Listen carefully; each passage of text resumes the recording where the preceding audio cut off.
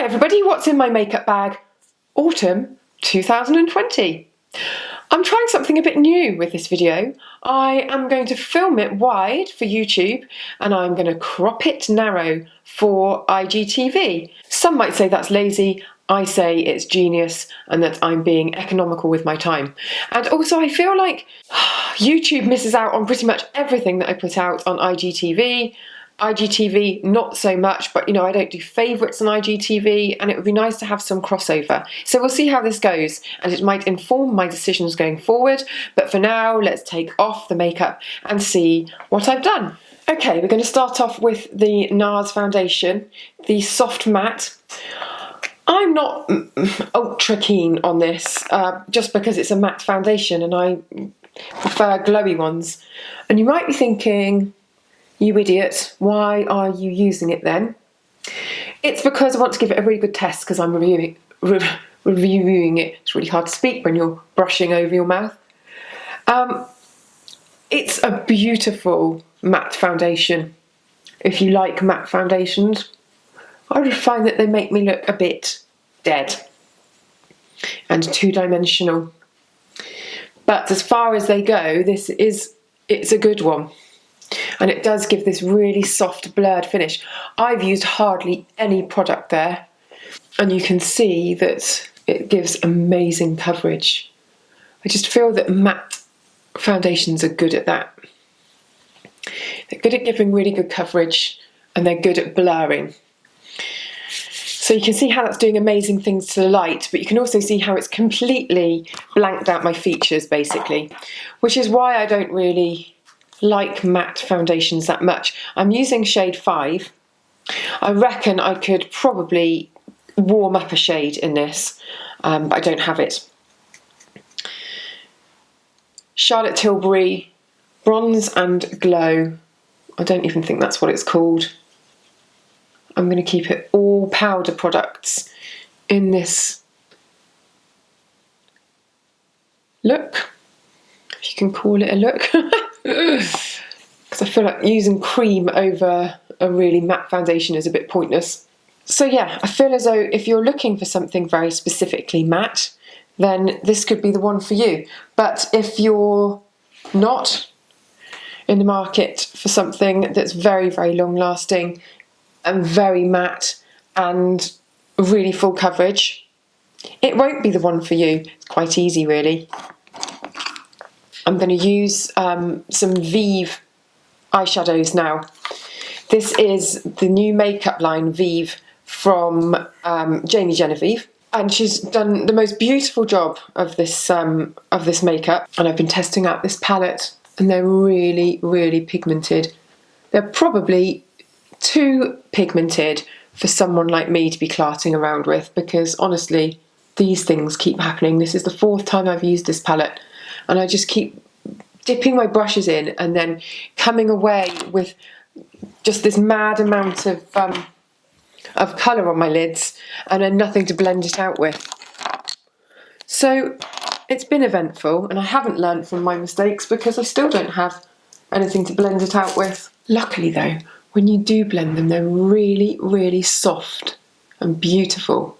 In that respect, they do really remind me of the Nars shadows actually, because with those, I feel like you just put a tiny bit on and you get loads and loads of product to work with, but they blend out really beautifully. Look, that's just a really soft veil now. What shade was that? That's pretty much all I'm going to do. That was Lava Rock. Let's put a bit of Thea, let's put a bit of glitz on, shall we? This brush is good. Oh, see what I mean? There's just so much. You don't think it's going to really do anything, and then all of a sudden you've got a whole brush filled with colour. This is Thea. This brush is really good. It's My Kit Co Pro, and it's the either 1.5 or 1S My Blending Shadow Large. And I have to say, thank God for this brush, because otherwise I'd have been doing lots of messing about, cleaning up with Q-tips, because I feel like this is just one big buffer. Yeah, big buffer. Yes, so what I've been doing, and I love this pencil, is I've been using my Charlotte Tilbury. I think this is one of the eye enhancer ones. It's called, I don't even know what it's called, Eye Magic Copper Charge, this one. And I don't really use the spangly end, but I use the brown in it, which is lovely. Can't see a thing in this mirror. Still can't really. So I do this first, and then I go back in with a small brush for my shadow. I just give it a little flick upwards that way. And I leave it because I'm going back in to do something with that later. It's going to be thrilling. So I go in like that, and then when I've got a spare hand, draw my little line down onto the top lid, like so, just to give it a little bit of sexy cat. Do you know what a sexy car would look like as an eye? Mind you, it's a bit weird to say sexy cat eyes, isn't it? Because why would you find a cat sexy? And so I just do a bit of drawing like that, and then that's it really. And then I go back in with my palette and a tiny brush like this. This is a Real Technique smudgery thing. And I go in with the lava rock again, mixed with a bit of black. And I just push that over the top.